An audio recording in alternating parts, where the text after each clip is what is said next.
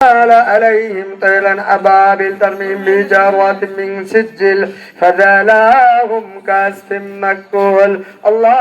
গাংনীতে বেগম খালেদা জিয়ার ৮২তম জন্মবার্ষিকী উপলক্ষে আলোচনা ও দোয়া মাহফিল অনুষ্ঠিত। আজকের সংবাদ, সত্যের পক্ষে সর্বদা অবিচল মোরা। ফলো, লাইক, কমেন্ট, শেয়ার করে নিউজ মেহেরপুর পরিবারের সঙ্গে থাকুন। নিজস্ব প্রতিবেদন।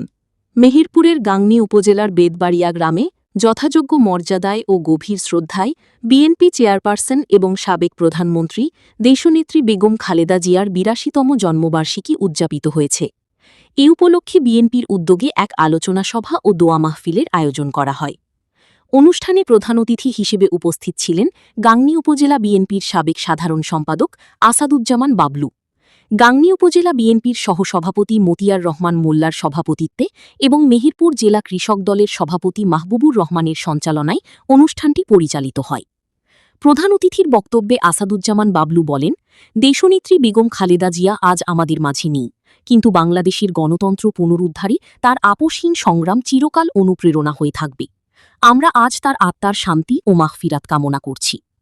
অনুষ্ঠানে বিশেষ অতিথি হিসেবে উপস্থিত ছিলেন সাবেক মেম্বার আনারুল ইসলাম মোল্লা, কাজীপুর ইউনিয়ন যুবদলের সাধারণ সম্পাদক হাবিবুর রহমান বকুল, বেদবাড়িয়া ওয়ার্ড যুবদলের সভাপতি আব্দুল হক এবং সাধারণ সম্পাদক সুজন চৌধুরী। এছাড়াও কাজীপুর ইউনিয়ন বিএনপি, যুবদল, ছাত্রদল ও কৃষক দল সহ বিভিন্ন অঙ্গ সংগঠনের বিপুল সংখ্যক নেতাকর্মী ও সাধারণ সমর্থক এই জন্মবার্ষিকী অনুষ্ঠানে অংশ নেন। আলোচনা সভা শেষে মরহুমা বেগম খালেদা জিয়ার রুহের মাগফিরাত এবং দেশ ও জাতির কল্যাণ কামনা করে এক বিশেষ দোয়া ও মোনাজাত পরিচালনা করা হয়। মোনাজাত শেষে উপস্থিত নেতাকর্মী ও আমন্ত্রিত অতিথিদের মাঝে তবারক বিতরণ করা হয়। অভাব অনটন থাকবে না, আল্লাহ রাস্তে হবে না। জান্নাত ফজলু করিম বলে একজন নাই, এইদিকে বাড়ি কোথায়? উত্তরবঙ্গে। বললো বিড়ি খাও, মদ খাও, সিগারেট খাও, গাঁজা খাও, ছাড়ো। তারপরে মেয়ে ধরো, ধর্ষণ করো, যাই করো, দাড়িওয়ালা ভর্তা সমস্ত গুণা মাফ হইয়া যাবে। আজকে দেখা যাচ্ছে ধর্ষণ কারা করলো, হাইজ্যাক কারা করলো, আপনারা কিন্তু প্রত্যেকে দেখছেন টিভিতে। তাদের একজন এমপি কতজন ধরা পড়ছে আমরা ফেসবুকে দেখছি। তাই আপনারা বলতে পারেন এরা কোন জান্নাত দিয়েছে? ওই জান্নাত যাবে না ভাইয়েরা আমার। সেই ক্ষেত্রে আপনারা ঐক্যবদ্ধ থাকবেন। আগামী দিনে যে নির্বাচন হবে, এক জায়গায় হারাইছেন। আজকে আমরা সাহেব হারছে, হারে নাই, হারছে গাংনীর জনগণ। গাংনীতে যে উন্নয়ন হওয়ার কথা ছিল, কিচ্ছু হবে না ভাইয়েরা আমার, কিচ্ছু হচ্ছে না। কিছু ঐচ্ছিক ফান্ডের টাকা আসছে, যেগুলো জামাতের নেতা কর্মীদের নামে চলে যাচ্ছে। কিছু সেলাই মেশিন।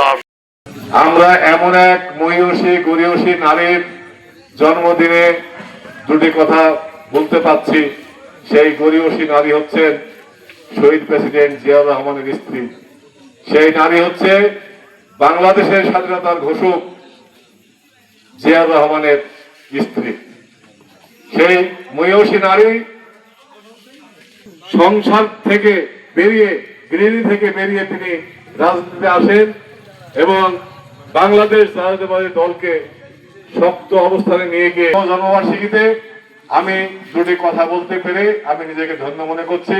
এবং আপনারা যারা আমার সামনে আছেন তিনাদেরকেও আমি তিনাদের জন্য আমি দোয়া করব যে বেগম খালেদা, আপনাদের গ্রামের কৃতি সন্তান মতিউর রহমান মোল্লা, সে দীর্ঘদিন লড়াই করেছে, সংগ্রাম করেছে, আপনাদের সাথে থেকেছে।